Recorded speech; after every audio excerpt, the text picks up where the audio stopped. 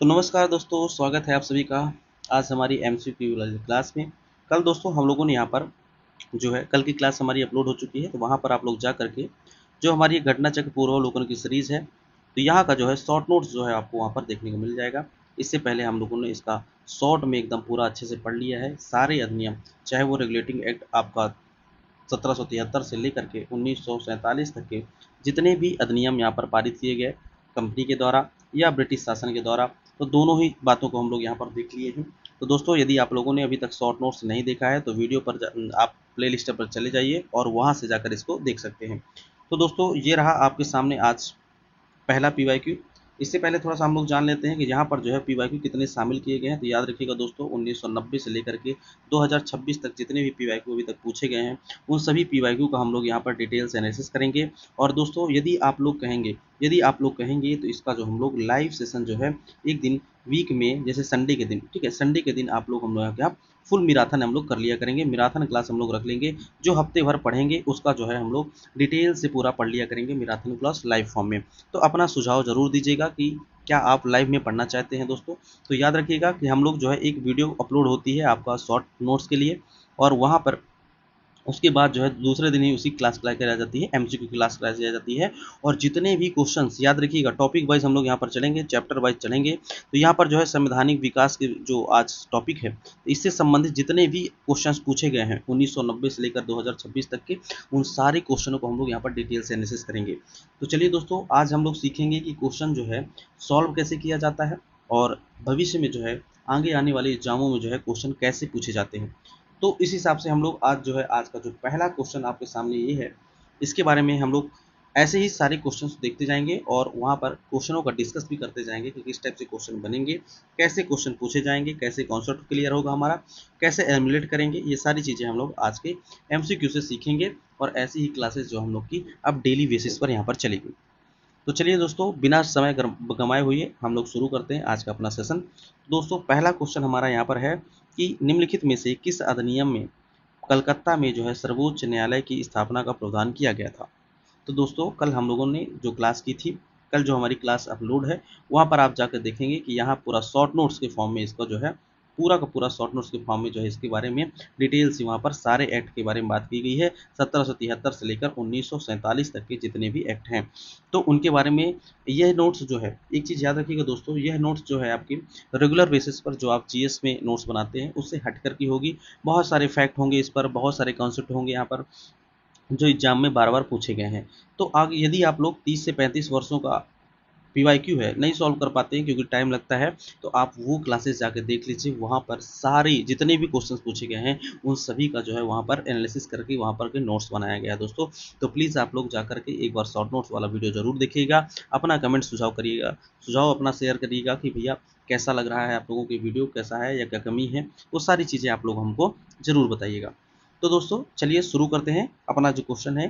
तो इसका आंसर जो हो जाएगा, हम लोगों ने देखा था कल कि जो 1773 का रेगुलेटिंग एक्ट आया था, ठीक है, 1773 का जो रेगुलेटिंग एक्ट आया था उसके तहत जो है 1774 में अपनी 1774 में जो है अपनी सुप्रीम कोर्ट का गठन किया गया कलकत्ता में, ठीक है। अब यहाँ पर हम लोगों ने देखा था, अभी आगे हम लोग देखेंगे, ठीक है, कि कौन मुख्य न्यायाधीश बने इसके। तो सबसे पहले आपका जो आंसर हो जाएगा इसका, तो आंसर नंबर अपना हो जाएगा ए ऑप्शन हो जाएगा कि रेगुलेटिंग एक्ट के माध्यम से यहाँ पर कलकत्ता में सुप्रीम कोर्ट की यहाँ पर स्थापना की गई थी, ठीक है दोस्तों। चलिए, अब हम लोग नेक्स्ट क्वेश्चन की बात करते हैं। तो यहाँ पर हम लोग जो है पहले ही इतना अच्छे से पढ़ चुके हैं कि अब हम लोग को बस प्रैक्टिस करना है। तो प्लीज़ मैं आपसे रिक्वेस्ट करूंगा कि यदि आप लोगों ने शॉर्ट नोट वाली वीडियो नहीं देखी है तो इससे इसको सॉल्व करने से पहले आप लोग एक बार प्लीज़ शॉर्ट नोट वाली वीडियो देख लीजिए, 2 की स्पीड में देख लीजिए, लेकिन देख लीजिए, ठीक है, क्योंकि वहाँ पर आपको जब पढ़ लेंगे ना एक बार, इसके बाद आपका जो कॉन्सेप्ट क्लियर होगा, फिर आपको ये क्वेश्चन सॉल्व करने में कोई दिक्कत नहीं जाएगी, ठीक है। उससे आपका अनुमान भी लगेगा कि आप लोगों को कितने क्वेश्चन सही हो रहे हैं। तो एक बार प्लीज़ जाकर उस प्ले लिस्ट में जाकर के आप लोग जरूर चेक करिएगा। चलिए, नेक्स्ट क्वेश्चन हमारा यहाँ पर है कि जो सर्वोच्च न्यायालय की स्थापना के संबंध में आपको बताना है कौन सा कथन यहाँ पर सही है दोस्तों। तो जल्दी से आप लोग अपना आंसर कमेंट बॉक्स में दीजिएगा, ठीक है, फिर हम लोग इसके बारे में बात करेंगे। चलिए दोस्तों, तो आप लोगों ने कमेंट अपना बॉक्स में आंसर डाल दिया होगा। अब हम लोग देखते हैं, प्रैक्टिस के तौर पर आप लोग इसका आंसर जो है जरूर लिखिएगा कमेंट बॉक्स में, और देखिएगा कि कितने क्वेश्चन आपके सही हो पा रहे हैं, ठीक है दोस्तों। तो पहला स्टेटमेंट है दोस्तों कि कलकत्ता में सर्वोच्च न्यायालय की जो स्थापना होती है वो 1773 के रेगुलेटिंग एक्ट के द्वारा की जाती है। तो ये हम लोगों ने पढ़ा था कल कि यह बिल्कुल सही हो जाएगा। 1773 के रेगुलेटिंग एक्ट के माध्यम से जो है कलकत्ता में सुप्रीम कोर्ट की स्थापना की जाती है। फिर यहाँ पर बोला गया है कि जो लेमेस्टर हैं इस न्यायालय के मुख्य न्यायाधीश के रूप में कार्य किए थे। तो दोस्तों यह स्टेटमेंट गलत हो जाएगा, क्योंकि हम लोगों ने कल देखा था कि इसके जो मुख्य न्यायाधीश के रूप में काम कर रहे थे वो एलिजा एम्पे थे। ठीक है, एलिजा एम्पे थे, काम कर रहे थे, एलिजा एम्पे साहब थे। हालांकि जो सदस्य के रूप में अन्य न्यायाधीशों के रूप में भी इन्होंने काम किया था।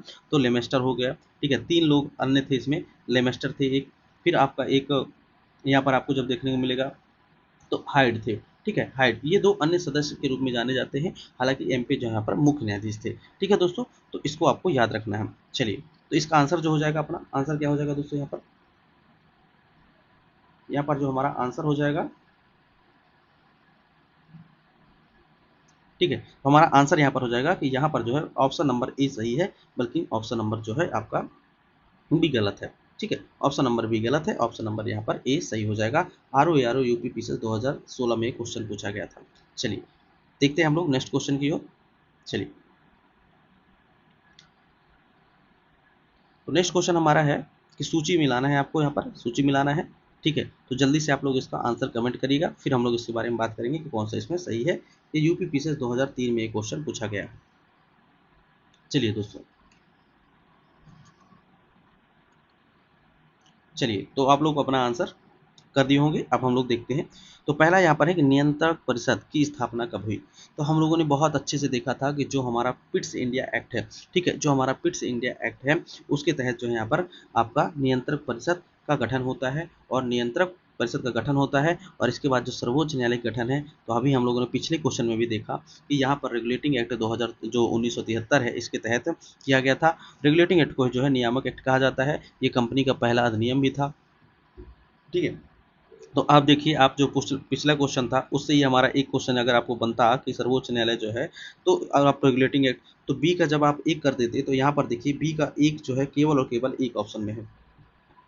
तो यदि आप लोग पिछला क्वेश्चन देखे होते, ये वाला क्वेश्चन यदि आप लोग देखे होते, आर ओ आर वाला, ठीक है, या 2003 वाला एक क्वेश्चन देखे होते, तो आपका आर ओ आर में वाला क्वेश्चन सही हो जाता। तो इस टाइप से क्वेश्चन जो होते रिपीट होते हैं। फिर दोस्तों जो है इंग्लिश में से जो मिशनरीज आए थे भारत में कार्य करने की अनुमति जो हुई थी वो आपके 1813 के जो एक्ट आया था इसके तहत है। और गवर्नर जनरल की जो कानूनी सदस्यता में नियुक्ति की बात की गई थी वो 1833 वाले में है। तो इस हिसाब से हमारा दोस्तों जो आंसर नंबर हो जाएगा बी सही हो जाएगा दोस्तों। ऑप्शन नंबर यहाँ पर बी सही हो जाएगा। ठीक है, तो ऐसे ही क्वेश्चंस को हम लोग थोड़ा सा एलिमिनेट करने की कोशिश करेंगे, इसके बाद उसको सॉल्व करने की कोशिश करेंगे। ठीक है दोस्तों, चलिए, नेक्स्ट क्वेश्चन यहाँ पर है दोस्तों कि निम्नलिखित में से किसने भारत में अंग्रेजी शिक्षा की नींव डाली थी। ठीक है, तो पहला एक्ट है आपका यहाँ पर बोला गया है 1813 का चार्टर। दूसरा है general committee of public interest जो है आपका 1323। और यहाँ पर प्राच्यविद एवं आंग्ल विवाद जो हुआ था। तो इसमें आपको बताना है कौन सा यहाँ पर सही है। आईएएस का क्वेश्चन है दोस्तों, 2018 में आईएएस में पूछा गया क्वेश्चन है। ठीक है, आईएएस का क्वेश्चन है, यहाँ पर आपको बताना है कि भारत में जो है अंग्रेजी शिक्षा की नींव पड़ी वो किसके द्वारा पड़ी। ठीक है दोस्तों, चलिए,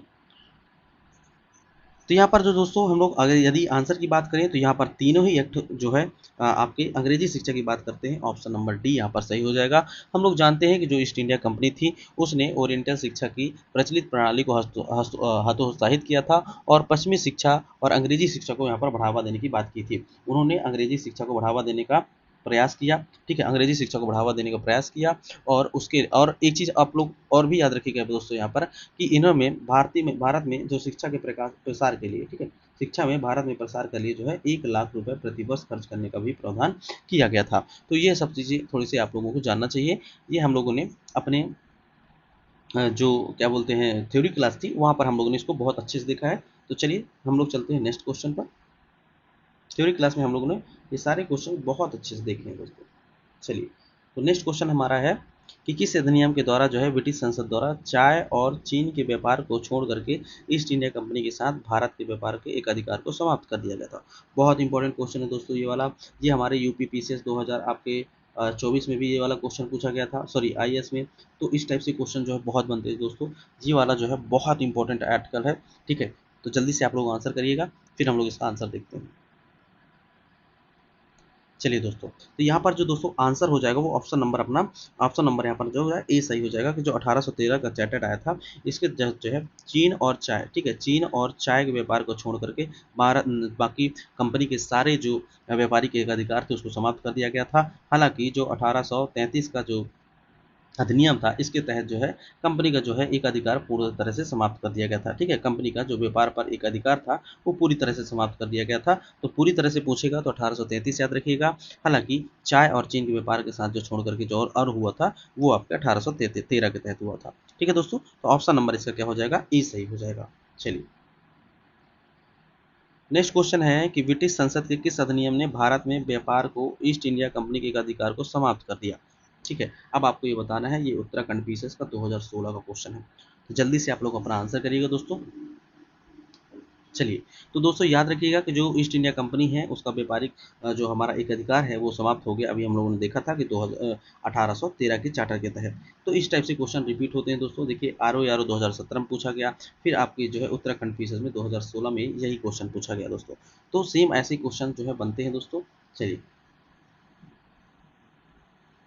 नेक्स्ट यहाँ पर है कि चार्टर एक्ट जो है 1813 के संदर्भ में निम्नलिखित कथनों पर विचार कीजिए। पहला है, यहाँ पर आपको बताना है कि कौन सा कथन सही है। चलिए, ये ये आपके आईएएस का 2019 में क्वेश्चन पूछा गया था। तो जल्दी से आप लोग इसका आंसर करिएगा। इससे पहले हम लोग देख लेते हैं कि क्या लिखा हुआ है। पहले स्टेटमेंट में है कि भारत में ईस्ट इंडिया कंपनी के व्यापार एक अधिकार को चाय के व्यापार और चीन के व्यापार को छोड़कर समाप्त कर दिए गए थे। ठीक है दोस्तों, तो अभी हम लोग इसको देखिए, एक ही अधिनियम से कितने बार क्वेश्चन पूछे गए। फिर है कि इस कंपनी का इसने कंपनी द्वारा अधिकार में किए गए भारतीय राजस्व को ब्रिटिश राज की क्राउन की संप्रभुता को सुदृढ़ किया। ठीक है, सुदृढ़ किया, मजबूत किया। इसका मतलब ये है कि यहाँ पर भारत की जो संप्रभुता थी इसको क्या कर दिया, ये मजबूत किया। फिर है ब्रिटिश की, सॉरी है ना, ब्रिटिश राज की। इसके बाद है भारतीय राजस्व पर अब जो है ब्रिटिश नियंत्रण में आ गया। तो ये दोस्तों गलत हो जाएगा। ठीक है, क्योंकि जो ब्रिटिश नियंत्रण में कब आया, ये तो 1858 का जो एक्ट आता है उसके तहत यहाँ पर नियंत्रण में आता है, ना करके इससे आता है। तो दोस्तों ये वाला स्टेटमेंट तीसरा वाला गलत हो जाएगा, और यहाँ पर जो है 1 और 2 ऑप्शन नंबर यहाँ पर ए सही हो जाएगा दोस्तों। ठीक है, तो ऑप्शन नंबर ए सही हो जाएगा। देखिए यहाँ पर 1300 जो 1813 का अधिनियम है उससे ही कितने सारे क्वेश्चन बन गए दोस्तों। चलिए, नेक्स्ट अब यहाँ पर है कि भारतवासियों को अपने देश में प्रशासन के कुछ हिस्से में भाग लेना संभव बनाया। तो कौन सा आर्टिकल था? तो कल हम लोगों ने इसके बारे में बहुत अच्छे से पढ़ा था, पूरा डीप में, कि कैसे भारतीयों को प्रशासन में प्रवेश मिला और कैसे फिर भारतीयों ने वहाँ पर अपना हक जमाया और फाइनली जाकर के अपने जो स्वतंत्रता है उसको पाया। ठीक है, तो इसके बारे में आपको बताना है कि कौन सा एक्ट है जो जहाँ पर भारतीयों के प्रशासन में प्रवेश संभव हुआ। ठीक है दोस्तों, चलिए, तो इसके यदि हम लोग आंसर की बात करें तो ऑप्शन नंबर यहाँ पर ए सही हो जाएगा कि जो चार्टर एक्ट 1833 है, इसमें जो है सबसे पहली जो महत्वपूर्ण धारा थी, एक चीज़ आपको यहाँ पर याद रखना है कि जो धारा आपकी 87 है, इसके तहत जो है यहाँ पर ब्रिटिश में कहा गया कि किसी भी भारतीय या क्राउन को देश प्रजा को अपने धर्म, जाति, अनुवंश के आधार पर जो है कारणवश जो है पद से वंचित नहीं किया जाएगा। ठीक है, पद से वंचित नहीं माना जाएगा, मतलब धर्म जाति के आधार पर यहाँ पर आपको जो है ये नहीं है कि कंपनी में आपको पद नहीं दिए जाएंगे। ठीक है, अयोग्य ठहराया जाएगा। ठीक है, फिर इसके बाद बोला गया कि भारत को जो है प्रवेश का मार्ग जो हमारा खुलता है, इसी धारा के तहत जब ये बोला गया, इसके बाद भी भारतीयों का प्रशासन में प्रवेश मार्ग यहाँ पर से खुला। ठीक है, हालांकि दोस्तों याद रखिएगा कि जो 1861 का, ठीक है, 1861 का जो द्वारा जो है पहली बार भारतीयों को जो है विधान परिषद में नामित किया गया था। ठीक है, तो विधान जो आपकी विधान परिषद है उसमें जो है भारतीयों को कब स्थान मिला, तो 1861 वाला है। हालांकि जो है प्रशासन में संभव हुआ, हिस्सा लेना संभव कब हुआ, तो 1833 में जब कहा गया कि धर्म और जन्म स्थान एवं वंश के आधार पर जो है यहाँ पर पदों पर आरक्षण नहीं किया जाएगा। ठीक है दोस्तों, चलिए, अब यहाँ पर दोस्तों अभी तक हम लोग जो बात कर रहे थे वो कंपनी अधिनियम से संबंधित जितने शासन थे, ठीक है ना, कंपनी ने जो आपके अधिनियम पारित किए थे, सॉरी चार्टर पारित किए थे, अधिनियम पारित किए थे, तो उसके तहत यहाँ पर हम लोग बात कर रहे थे। अब हम लोग दोस्तों ये बात करने जा रहे हैं जब 1858, ठीक है, 1858 के बाद के जो अधिनियम है बहुत इंपॉर्टेंट है, जब ब्रिटिश काउंट का शासन यहाँ से शुरू हो जाता है, तो उसके बारे में हम लोग बात करेंगे और देखेंगे यहाँ पर कि 1990 से लेकर 2026 तक में कितने क्वेश्चन पूछे गए हैं। तो अब हम लोग जो क्राउन के ताज के अधिनियम है उसके बारे में हम लोग यहाँ पर देखने वाले हैं दोस्तों। चलिए, तो हमारा पहला क्वेश्चन है कि भारतीय परिषद अधिनियम जो है 1861 के निम्नलिखित में से आपको पढ़िए और बताना है कौन सा कथन सही सम्मिलित है। 36 का क्वेश्चन है दोस्तों, 2021 में पूछा गया। चलिए,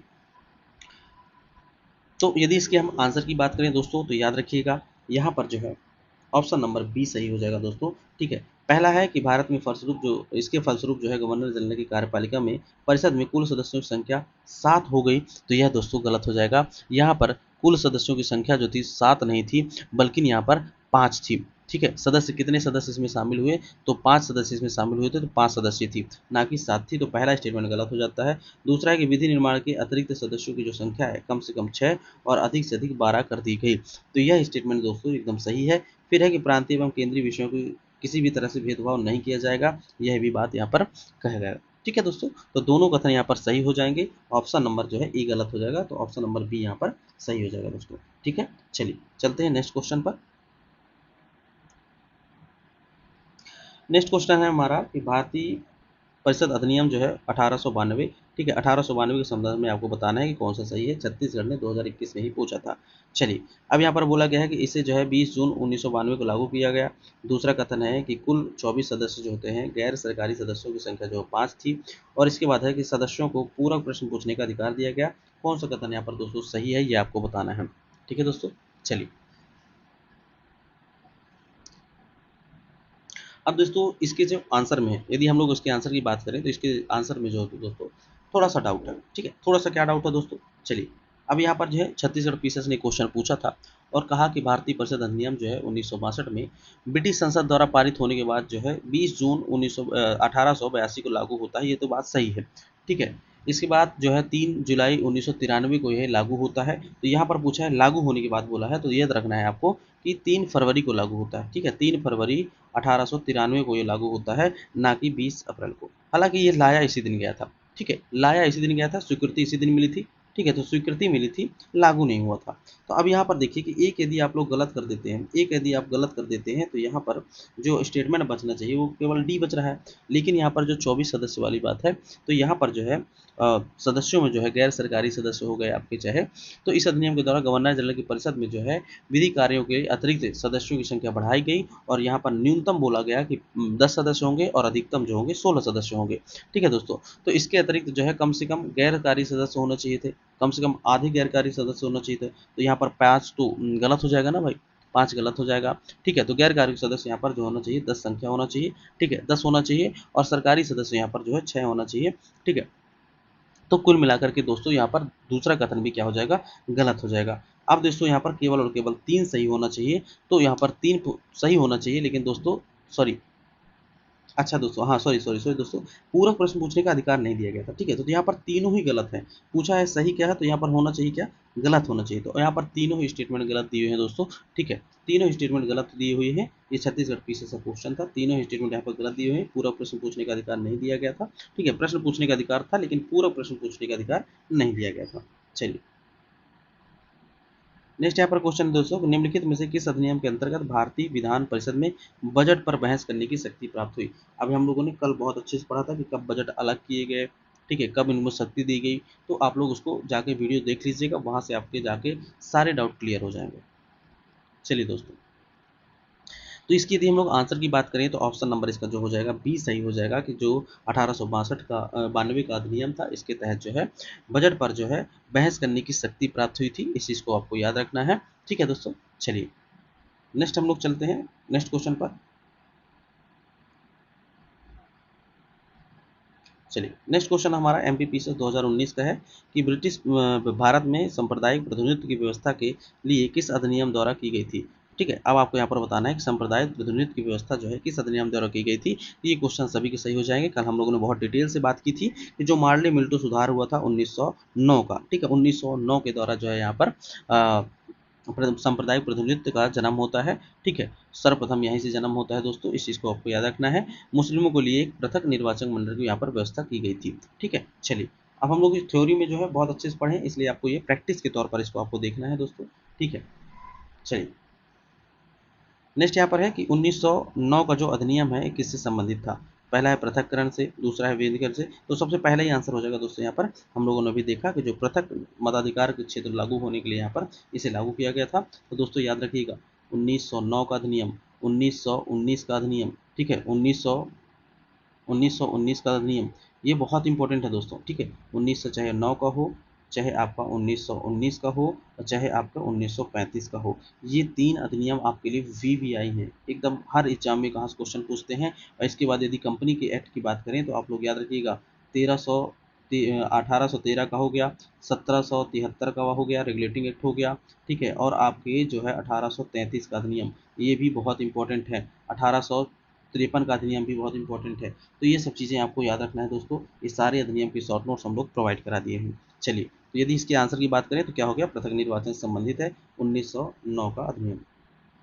फिर आता है कि निम्नलिखित में से किस अधिनियम द्वारा भारत में जो है संघीय न्यायपालिका की स्थापना की गई थी। ठीक है, संघीय न्यायपालिका की स्थापना की गई थी, यह आपको बताना है।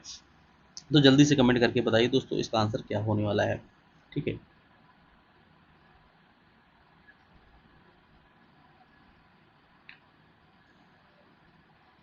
चलिए, तो यदि इसके हम लोग आंसर की बात करें दोस्तों, तो संघीय न्यायपालिका की यहाँ पर बात की गई कि संघीय न्यायपालिका का गठन किसके द्वारा किया गया। तो याद रखिएगा दोस्तों, यहाँ पर आपको याद रखना है कि ऑप्शन नंबर जो हो जाएगा उपरोक्त में से कोई नहीं, क्योंकि आपको यहाँ पर याद रखना है 1774 में जो है, 1774 में जो है आपका सुप्रीम कोर्ट, सर्वोच्च न्यायालय का गठन किया जाता है, सुप्रीम कोर्ट का गठन किया जाता है। लेकिन यहाँ पर बोला है संघीय न्यायालय, तो आपको याद रखना है कि 1935 का जो अधिनियम आएगा, 1935 के अधिनियम में हम लोग यहाँ पर देखेंगे कि संघीय न्यायालय की स्थापना के बारे में बात की गई है। तो यहाँ पर कोई ऑप्शन नहीं होगा, क्योंकि यहाँ पर 1935 का अधिनियम यहाँ पर होने वाला है। ठीक है दोस्तों, तो ऑप्शन नंबर यहाँ पर डी हो जाएगा। चलिए, चलते हैं नेक्स्ट क्वेश्चन पर।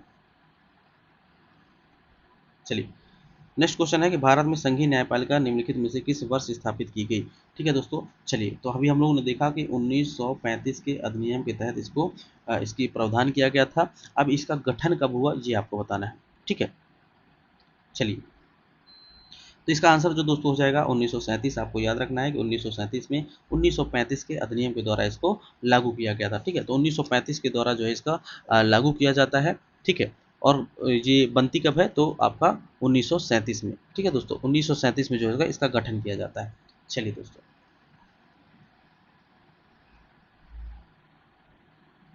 नेक्स्ट है दोस्तों यहाँ पर, चलिए, कि केंद्र में द्वैध शासन किस अधिनियम के द्वारा लगा। ठीक है, यह भी बहुत इंपॉर्टेंट क्वेश्चन है, कई बार पूछा जा चुका है। तो केंद्र में किस अधिनियम के द्वारा जो है स्थापित किया गया यहाँ पर द्वैध शासन, जी आपको बताना है। हालांकि दोस्तों आप लोग जानते हैं यहाँ पर कि जो 1919 का अधिनियम है, इसके तहत जो है प्रांतों में द्वैध शासन लगाया गया था। ठीक है, प्रांतों में द्वैध शासन लगाया गया, लेकिन बाद में जो आपका 1935 का आता है, ठीक है, 1935 का अधिनियम आता है, तो यहाँ पर जो है केंद्र में द्वैध शासन अधिनियम लगाया गया। तो ऑप्शन नंबर यहाँ पर सी सही हो जाएगा दोस्तों। ऑप्शन नंबर जो है सी सही हो जाएगा। ठीक है, चलिए, ये सारी चीज़ें हम लोग थ्योरी में बहुत अच्छे से पढ़ चुके हैं, पूरा शॉर्ट नोट अच्छे से लिखा हुआ है। तो उसको जाकर आप लोग जब देखेंगे तो आपको सारी चीज़ें ये बहुत जल्दी जल्दी समझ में आ जाएंगी। फिर आप बोलेंगे सर आप बहुत थोड़ा सा स्पीड करा दीजिए, क्योंकि ये सब चीज़ हमसे बनता है। अब यहाँ पर है केंद्र में द्वैध शासित व्यवस्था कब स्थापित हुई। तो अभी हम लोगों ने देखा ना, कि आपका जो 1935 का अधिनियम है, ऑप्शन नंबर ए हो जाएगा। देखिए, फिर से रिपीट हो गया क्वेश्चन। ठीक है, ये क्वेश्चन रिपीट हो गया दोस्तों। चलिए, ऐसे ही क्वेश्चन कई सारे रिपीट मिलेंगे आपको। चलिए दोस्तों, नेक्स्ट क्वेश्चन है आपका 1919 के भारतीय शासन अधिनियम से संबंधित है। इसमें आपको बताना है कौन सी विशेषता इसकी है। ये देखिए, आपके यूपीएससी ने पूछा है 2012 में ये क्वेश्चन। ठीक है, तो ये यूपीएससी का पूछा हुआ क्वेश्चन है दोस्तों। जल्दी से आपको बताना है कि जो 1919 का अधिनियम था, ठीक है, 1919 का अधिनियम है, उसकी क्या क्या विशेषता है। ठीक है, चलिए, तो पहला अभी दोस्तों हम लोग पिछले क्वेश्चन में डिस्कस किए थे कि यहाँ पर द्वैध शासन व्यवस्था की गई थी, कहाँ पर, प्रांतों में, तो ये बिल्कुल सही है। दूसरा है कि मुस्लिमों के लिए पृथक निर्वाचन, तो इसके तो हम लोग जानते हैं दोस्तों कि यहाँ पर जो है 1909 वाला है, तो दूसरा गलत हो जाएगा। फिर यहाँ पर प्रांतों का सॉरी, केंद्र द्वारा प्रांतों को विधियन शक्ति हस्तांतरण करना, तो यह भी सही हो जाएगा दोस्तों। केंद्र ने जो है प्रांतों को विधिक शक्ति निर्माण के लिए जो है प्रावधान हस्तांतरण कर दिया था। तो ऑप्शन नंबर यहाँ पर क्या हो जाना चाहिए, सी हो जाना चाहिए। ऑप्शन नंबर सी यहाँ पर हमारा सही हो जाएगा। तो यूपीएससी भी देखिए यहाँ पर क्वेश्चन पूछता है, यदि आप लोगों को ये 3-4 अधिनियम अच्छे से याद हैं तो आपके यूपीएससी क्वेश्चन भी सॉल्व हो जाएंगे, है ना। चलिए,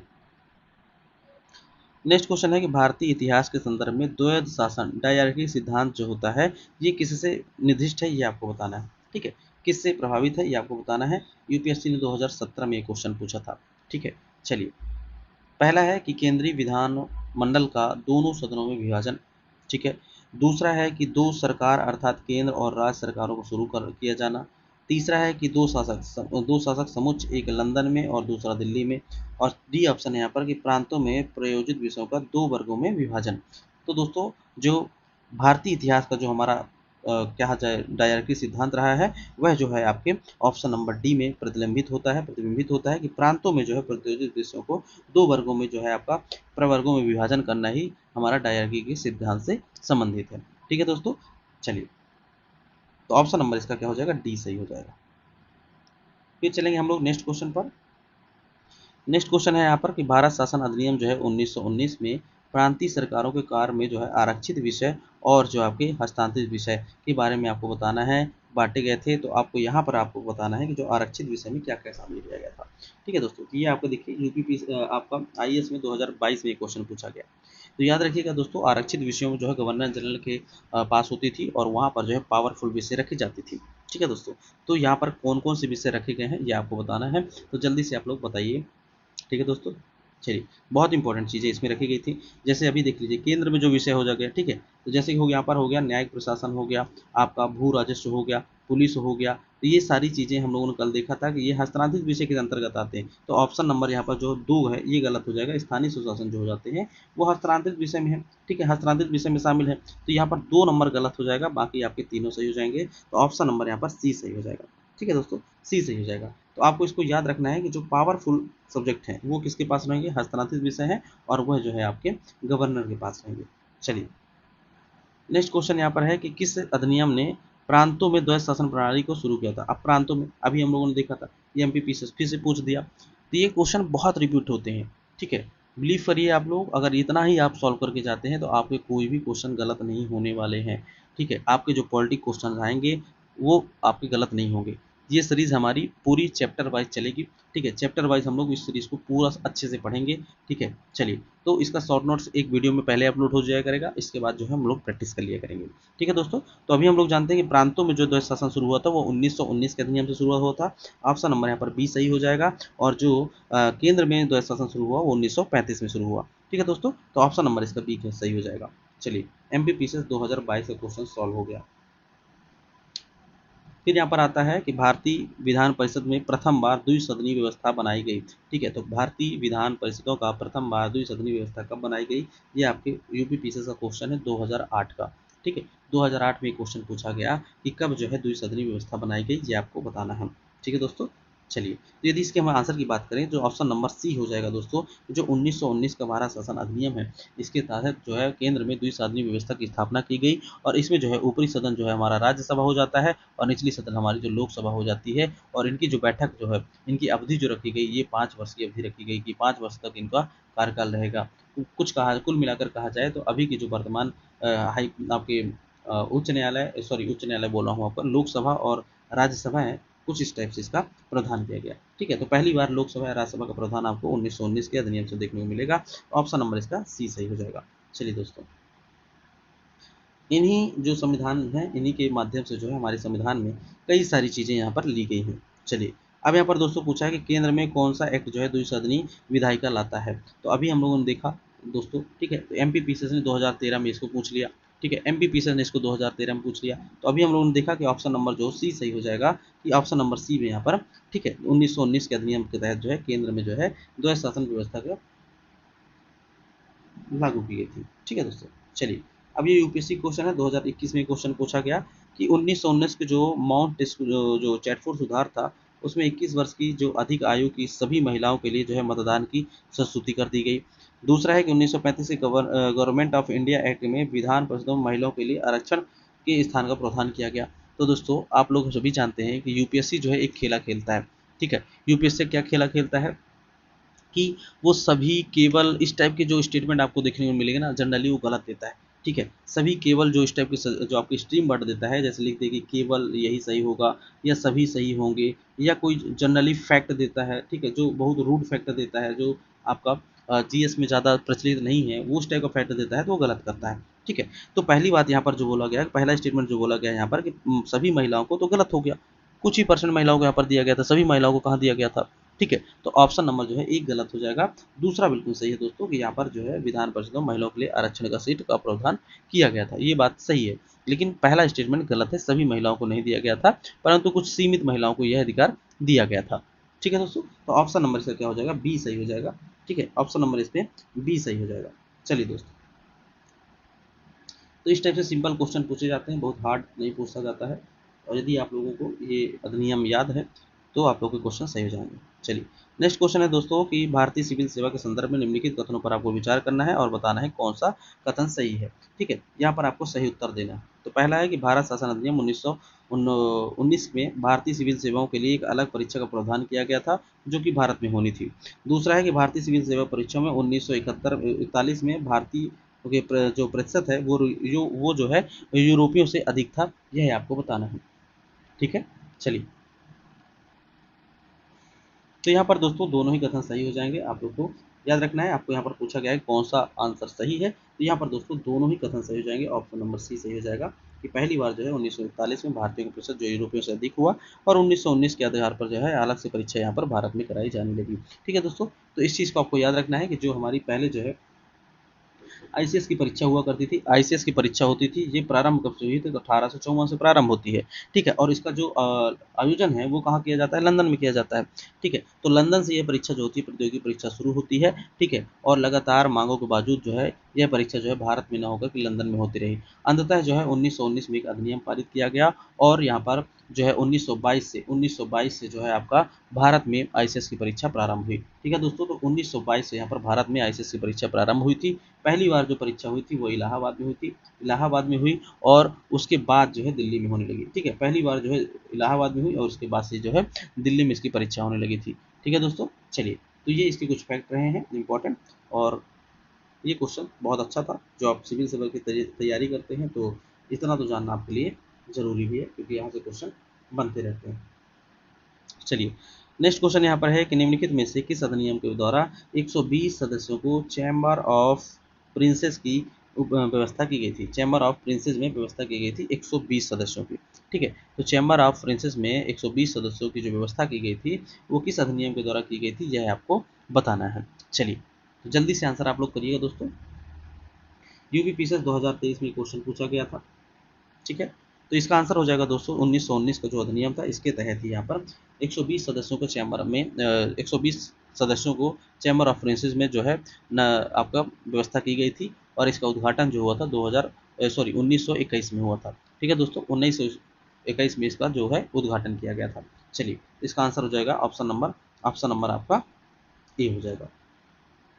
चलिए नेक्स्ट क्वेश्चन है दोस्तों यहाँ पर कि केंद्रीय विधान परिषद का निम्नलिखित में से कौन सा निर्वाचक भारत शासन अधिनियम 1919 के तहत हुआ था। ठीक है, कौन सा निर्वाचन हुआ था ये आपको बताना है। पहला है 1926 का, दूसरा है 37 का, तीसरा है 45 का। ठीक है, चलिए दोस्तों तो याद रखिएगा दोस्तों, जो ये इस क्वेश्चन में दिया गया है तो प्रश्नगत यदि हम लोग बात करें आंसर तो 1926 और 1945 में जो है केंद्रीय विधानसभाओं का चुनाव जो हुआ था वो आपके 19 के अधिनियम के द्वारा हुआ था। यहाँ पर जो 1937 वाला है इसको आप लोग गलत मान सकते हैं। 1926 से लेकर 1945 वाला जो हुआ था, तो ऑप्शन नंबर यहाँ पर सी सही हो जाएगा दोस्तों। ठीक है, ऑप्शन नंबर यहाँ पर सी सही हो जाएगा। चलिए नेक्स्ट क्वेश्चन की यदि हम लोग बात करें कि भारत शासन अधिनियम जो है 1900, आप लोग देख रहे होंगे कितनी बार जो है 1919 के क्वेश्चन आ चुका है। 1919 वाले अधिनियम से कितनी बार क्वेश्चन आ चुका है ये आप लोग देख रहे होंगे। ठीक है, तो 1919 का जो अधिनियम था इसके बारे में बोला गया कि भारतीय विधानसभा में अंतिम जो निर्वाचन किस वर्ष में आयोजित किया गया। ठीक है, अभी ऊपर वाला क्वेश्चन पूछा था कितनी बार किया गया और यहाँ पर पूछा है अंतिम कितनी बार हुआ। तो आप सभी जानते हैं कि अंतिम बार जो निर्वाचन हुआ 1945 में हुआ, 1919 के अधिनियम के तहत। ठीक है, तो ये चीज़ आपको याद रखना है कि 1919 के तहत जो है अंतिम निर्वाचन 1945 में हुआ। ठीक है, चलिए कितनी बार हुआ तो ये भी याद रखना था आपको। तो आप लोग ऊपर देखे थे कि 1926 में और 1945 में हुआ था 1919 के अधिनियम के तहत। चलिए नेक्स्ट यहाँ पर है कि राष्ट्रपति के अध्यादेश निर्गमित करने की जो शक्ति है वो प्रेरित करती है, तो मतलब अध्यादेश जारी करने की जो प्रावधान है वो किस अधिनियम के तहत आया। ठीक है, तो यह बात भी आपको पता होना चाहिए क्योंकि हम लोगों ने जो थ्योरी क्लास हुई थी वहाँ पर बार बार जोर देकर मैंने समझाया था कि ये वाला जो है बहुत इंपॉर्टेंट है। ठीक है दोस्तों, बहुत इंपॉर्टेंट है। तो इसका आंसर जो हो जाएगा ऑप्शन नंबर बी हो जाएगा दोस्तों। 1935 का जो अधिनियम है इसके तहत जो है राष्ट्रपति को, ठीक है, मतलब गवर्नर जनरल को जो है गवर्नर जनरल को जो है आपका 100 जो आपका 1861 वाला अधिनियम था, परिषद अधिनियम था, उसके तहत जो है पहली बार अनुमति के बिना आदेश जारी करने की शक्ति नहीं प्राप्त थी। लेकिन संविधान में जब भारतीय संविधान लागू हुआ तो जो राष्ट्रपति हैं उनको जो है यह शक्ति दी गई कि आर्टिकल 123 के तहत, आर्टिकल 123 के तहत वो है भारत सरकार का अधिनियम जो है वो आपका 1935 की धारा 42, ठीक है, धारा 42 के तहत एवं 43 से प्रेरित होकर के यहाँ पर भारत में जो अभी अध्यादेश की जारी करने की शक्ति दी गई है। ठीक है, तो वर्तमान में जो राष्ट्रपति की अध्यादेश जारी करने की शक्ति है वो आपको 1935 से ली गई है, लेकिन जो यदि गवर्नर की बात कर दे, गवर्नर की जो अध्यादेश जारी करने की बात कर देगा तो 1861 वाला आपको याद रखना है दोस्तों। चलिए, तो इसका आंसर जो हो जाएगा ऑप्शन नंबर बी हो जाएगा। नेक्स्ट क्वेश्चन है कि निम्नलिखित में से किस अधिनियम द्वारा जो है संवैधानिक निरंकुशता का सिद्धांत प्रवृत्त हुआ था। संवैधानिक निरंकुशता का जो सिद्धांत है वो किसके द्वारा, किस अधिनियम के द्वारा लागू हुआ था, यह आपको बताना है। ठीक है, चलिए, तो जल्दी से आप लोग आंसर करिएगा। तो याद रखिएगा दोस्तों, जो संवैधानिक निरंकुशता का सिद्धांत है वो भारत सरकार अधिनियम जो 1935 है इसके तहत यहाँ पर लागू किया गया था, प्रवृत्त किया गया था। और इस अधिनियम जो है ब्रिटिश संसद द्वारा पारित सर्वाधिक विस्तृत अधिनियम था। ठीक है, सबसे बड़ा या डिटेल से लिखा हुआ अधिनियम था ये वाला। साथ ही यहाँ पर यह भी है कि जो भारत के लिए तैयार जो संवैधानिक प्रस्ताव था उसमें सबसे सबसे जटिल दस्तावेज के रूप में से माना जाता है। और इस अधिनियम जो है भारत सरकार, भारत में जो संघ की स्थापना की गई और संघीय न्यायपालिका जो बनी और केंद्र एवं राज्यों के मध्य जो शक्ति का विभाजन हुआ, ये सारी व्यवस्था आपको यहाँ पर 1935 के अधिनियम से देखने को मिल जाएगी। आरबीआई का यहाँ पर गठन भी आपको देखने को मिल जाएगा। ठीक है, यूपीएससी जैसे संस्थाओं का गठन भी देखने को मिल जाएगा। तो ये सारी चीज़ें यहाँ पर होती हैं दोस्तों। तो 1935 का अधिनियम भी भारत के संविधान में एक बड़ा स्रोत रहा है। ठीक है, भारत के संविधान निर्माण में ये बहुत बड़ा स्रोत रहा है 1935 का अधिनियम, इस चीज़ को आपको याद रखना है। ठीक है, चलिए, नेक्स्ट है कि भारत में केंद्र राज्यों के बीच किया गया शक्ति का विभाजन है वो निम्नलिखित में से किस योजना का आधार है। तो अभी हम लोगों ने देखा, ये आपके यूपीएससी ने 2020 में 2012 में क्वेश्चन पूछा और सिंपल सा क्वेश्चन पूछा कि 2035 में जो है, ठीक है, इससे पहले जो सेम क्वेश्चन यही वाला था। ठीक है ना, तो 2035 में हम लोगों ने अभी देख लिया था कि राज्यों के बीच में शक्ति का बंटवारा जो हुआ वो आपके आपके 1935 का जो अधिनियम था उसके तहत किया गया। ठीक है, तो ऑप्शन नंबर यहाँ पर सी सही हो जाएगा। ठीक है, ये देखिए क्वेश्चन, सिंपल क्वेश्चन पूछे जाते हैं, आज भी ये क्वेश्चन पूछे जाते हैं स्टेटमेंट के फॉर्म में। चलिए, नेक्स्ट यहाँ पर है कि निम्नलिखित में भारत सरकार अधिनियम जो 1935 की मुख्य विशेषता क्या नहीं है। ठीक है, आपको यहाँ पर बताना है कौन सी मुख्य विशेषता नहीं है। ठीक है, अब जब आपको पूरी विशेषता पता होगी तब तो आप इसको सॉल्व कर पाएंगे। तो याद रखिए, जो शॉर्ट नोट्स की वीडियो है उसको आप लोग जाकर जरूर देख लीजिएगा। बहुत शानदार तरीके से उसमें आपको बात की गई है। ठीक है, बहुत अच्छे से उसमें बात किया गया है, डीप में बात किया गया है। उसके अलावा आपको कुछ पढ़ने की जरूरत नहीं है दोस्तों। चलिए, तो यहाँ पर यदि आंसर की बात करें दोस्तों, तो जो इसकी प्रमुख विशेषता नहीं है वो आपकी अवशिष्ट जो विषय हैं। ठीक है, अवशिष्ट विषय जो है प्रांतीय विधानसभा को आवंटित किए गए, यह गलत है। अवशिष्ट विषय जो है दोस्तों अभी जो वर्तमान में जो लागू है, वर्तमान में 1935 की तरह लागू है, संघ के पास थी, ना कि आपके पास आपके प्रांतियों के पास थी। ठीक है, तो ये वाला स्टेटमेंट जो हमारा गलत हो जाएगा, बाकी जो है आपके सही हो जाएंगे दोस्तों। ठीक है, चलिए, ऑप्शन नंबर इसमें बी सही हो जाएगा।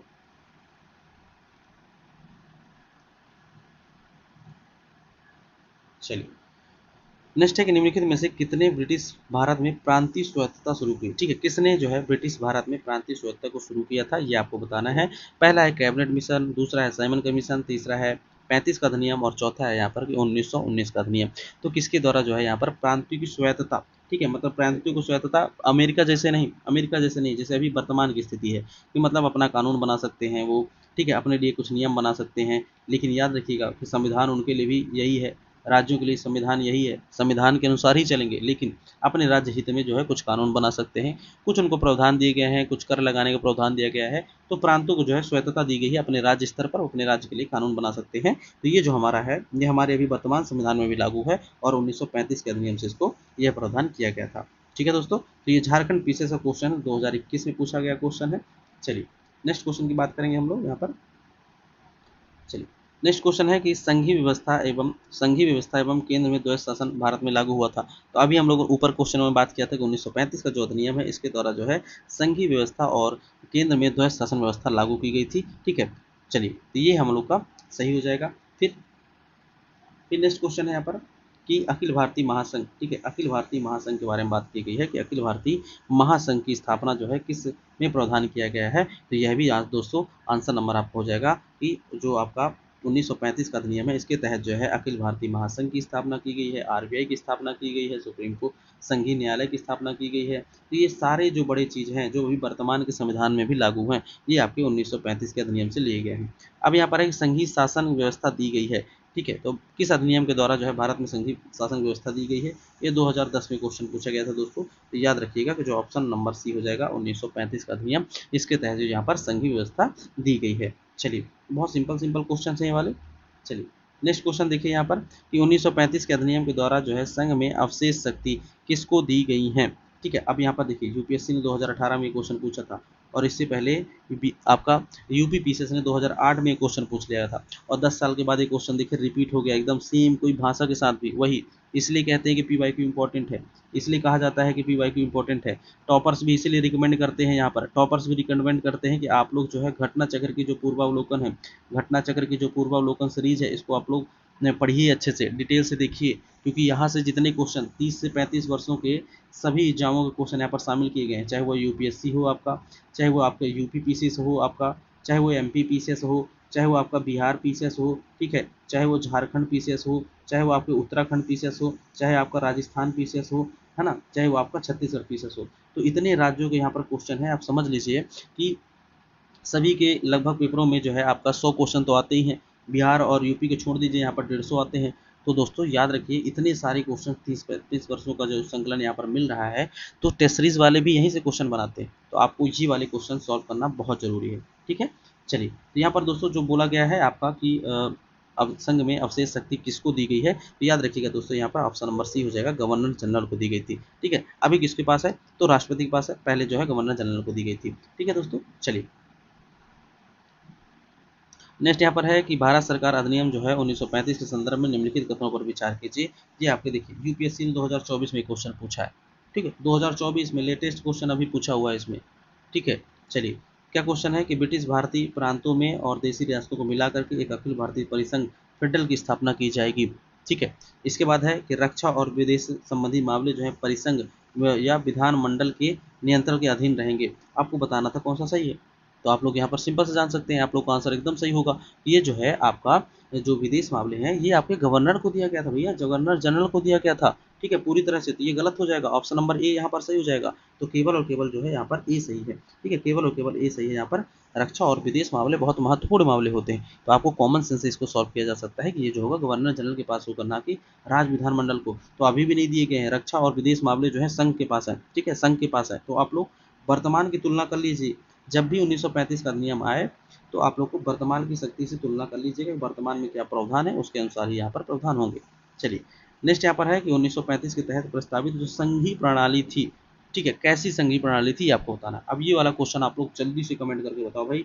इसमें से मैं जान रहा हूँ कि 50% लोगों का क्वेश्चन जो है गलत होने वाला है, ये वाला 50% लोगों का क्वेश्चन ये वाला गलत होगा, मैं गारंटी से कहता हूँ। ठीक है, बहुत लोग कंफ्यूज रहते हैं इसमें, तो जल्दी से आप लोग कमेंट करके बताइएगा।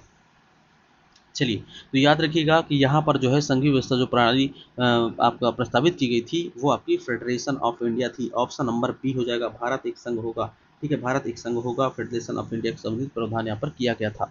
इसका निर्माण जो है तत्कालीन ब्रिटिश भारत में, और जो चीफ कमिश्नर प्रांत होते थे, देशी रियासतें होती थी, उनको मिलाकर के यहाँ पर इसको बनाया जाता था। और याद रखिएगा कि भारत संघ जो होता था दो स्तरीय होना था। ठीक है, दो स्तरीय होना था, लेकिन जिसमें एक केंद्रीय कार्यपालिका और संसद, और इसके नीचे जो होंगे प्रांतीय रियासतें हो गई, ये वाले शामिल होते। ठीक है, तो लोक सेवा आयोग ने इसको जो है, लोक सेवा आयोग जो आपका एमपी वाला है, इसको जो है याद रखिए क्या बोल आंसर माना था, तो अखिल भारतीय माना था, ऑप्शन नंबर ए को माना था सही। ठीक है, ऑल इंडिया फेडरेशन को माना था। ठीक है, जो कि सही नहीं है। आपको इस चीज़ को याद रखना है कि भारत संघ होगा फेडरेशन ऑफ इंडिया, ये आपको याद रख लेना है, फेडरेशन ऑफ इंडिया, ये आपको याद रखना है। ठीक है, लेकिन यूपी एमपी पीसीएस ने जो है आपका ए नंबर आंसर माना था। ठीक है, मैं दोनों ही आंसर आपको बता दिया हूँ, आप लोग को याद रखना है। सही मायने में तो सही है, जो 1935 के बारे में यहाँ पर पूछा गया है, तो याद रखिएगा 1935 के तहत जो है भारत संघ होना था। ठीक है दोस्तों, चलिए, तो आंसर इसका क्या हो जाएगा, ऑप्शन नंबर बी सही हो जाएगा। चलिए, कितनों का सही हुआ आंसर एक बार आप लोग बताओ भाई, कितने का ये वाला क्वेश्चन सही हुआ था। चलिए, फिर देखिए 2021 में ही यहाँ पर एमपीपीसीएस ने 2021 में ये क्वेश्चन पूछा, फिर 1935 के, सॉरी ये वो रिपीट हो गया क्वेश्चन, है ना, रिपीट हो गया, तो ऑप्शन नंबर यहाँ पर बी हो जाएगा। चलिए, नेक्स्ट क्वेश्चन देखिए, बीपीएससी ने पूछा है, बीपीएससी ने 17वीं बीपीएससी 2024 में क्वेश्चन पूछा गया कि निम्नलिखित में से कौन भारतीय शासन अधिनियम जो है 1935 की विशेषता नहीं है। ठीक है दोस्तों, नहीं है बोला है। पहला है कि गवर्नर की कार्यकारिणी परिषद का पुनर्गठन, दूसरा है प्रांतीय स्वायत्तता, तीसरा है कि 35 के अधिनियम का मूल्यांकन, और चौथा है यहाँ पर कि भारत संघ का प्रस्ताव। ठीक है, अब आपको यहाँ पर बताना है कि कौन सा सही नहीं है। अरे भाई सिंपल सा कॉमन सेंस वाला क्वेश्चन है कि जो 1935 का अधिनियम है, अब इसका जब अधिनियम आया तो उसका मूल्यांकन तुरंत आप कहाँ से कर दोगे? ठीक है, मूल्यांकन कहाँ से करोगे? अभी तो अधिनियम आ रहा है, तो ऑप्शन नंबर यहाँ पर सी सही हो जाएगा कि मूल्यांकन थोड़ी कर दोगे अभी, आप तो अभी अधिनियम आया है। ठीक है, तो ऑप्शन नंबर इसका क्या हो जाएगा? सी सही हो जाएगा। कॉमन सेंस वाले क्वेश्चन दिए जाते हैं पीसेस वगैरह में, तो आप लोग थोड़ा सा अपना कॉमन सेंस लगाकर सॉल्व करिए दोस्तों। चलिए नेक्स्ट यहाँ पर कि निम्नलिखित में से कौन सा एक भारतीय संघ जो 1935 में स्वीकार किया गया था तो महत्वपूर्ण और स्थायी अवयव नहीं है? ठीक है, 1935 के संविधान का मतलब यहाँ पर आपको बताना है कौन महत्वपूर्ण और स्थायी अवयव नहीं है। ठीक है, चलिए तो पहला ऑप्शन यहाँ पर है दोस्तों कि देश के एक लिखित संविधान होना चाहिए। दूसरा है विधान मंडलों के लिए निर्वाचित एवं जवाबदेही के प्रतिनिधि हो। फिर एक संघ की योजना है। फिर आपका यहाँ पर है कि विधान मंडलों के लिए सरकारी सदस्यों का संवाचित किया जाना, नॉमिनेट किए जाना।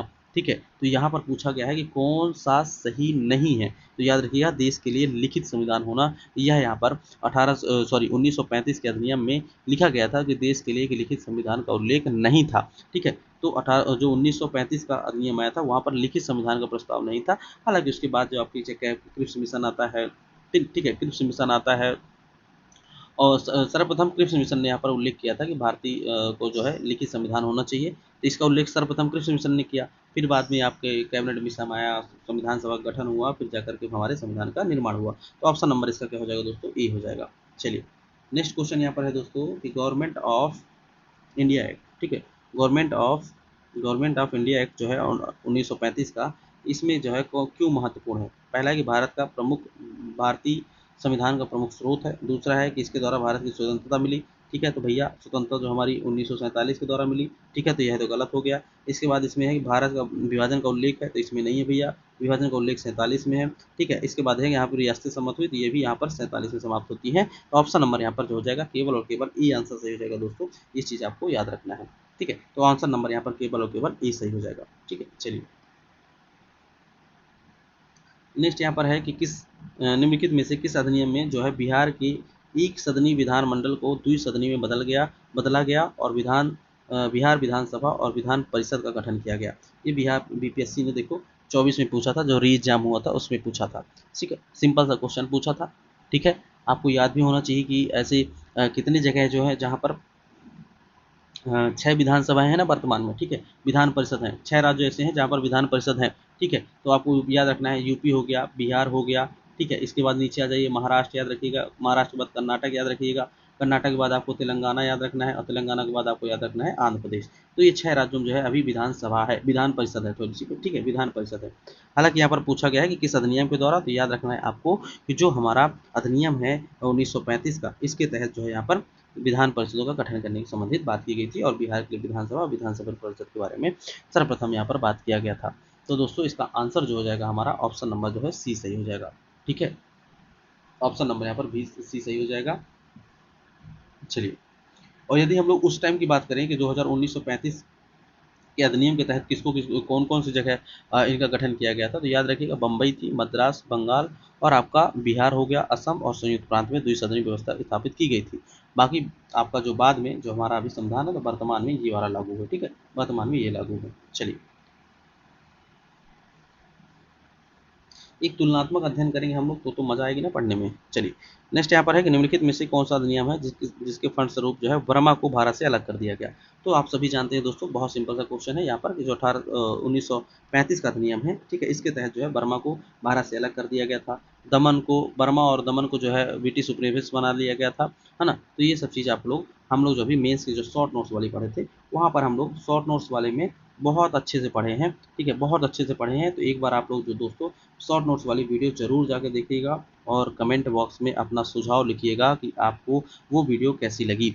मैं वादा करता हूँ कि आप यदि एग्ज़ाम देने से पहले उस वीडियो को देख कर जाएंगे तो आपके सारे क्वेश्चन जो संवैधानिक विकास से संबंधित पूछे जाएंगे वो आपको 100% सॉल्व हो जाएगा, 100% सॉल्व हो जाएगा। आप एक बार जाकर के प्ले लिस्ट जरूर देखिएगा। ठीक है, जरूर देखिएगा। और इसके बाद यदि आपका मन करे तो इसको लगा लीजिएगा ये वाला, तो आपका प्रैक्टिस हो जाएगा। ठीक है दोस्तों, तो आज दोस्तों अभी तक जो घटना चक्र में इतने ही सारे इसमें क्वेश्चन पूछे गए थे। तो यदि आप लोगों को ये वीडियो पसंद आए तो लाइक करिएगा दोस्तों, शेयर कर दीजिएगा अपने दोस्तों के साथ और सब्सक्राइब जरूर कर लीजिएगा, क्योंकि चैनल हमारा अभी जो है नया है, जिसको जरूर आप लोग सब्सक्राइब कर लीजिएगा, अपना सपोर्ट कीजिएगा। और तो हम ऐसे ही वीडियो डेली आपके लिए लाते रहेंगे। तो दोस्तों, आज की वीडियो हमारी यहाँ पे समाप्त होती है। आप लोग इस वीडियो को खूब प्यार दीजिएगा, तो ऐसे ही वीडियो हम लोग नेक्स्ट टाइम से भी लाते रहेंगे। तो अभी तक आप सभी को क्लास देखने के लिए बहुत बहुत धन्यवाद। मिलते हैं कल हम लोग नेक्स्ट क्लास में।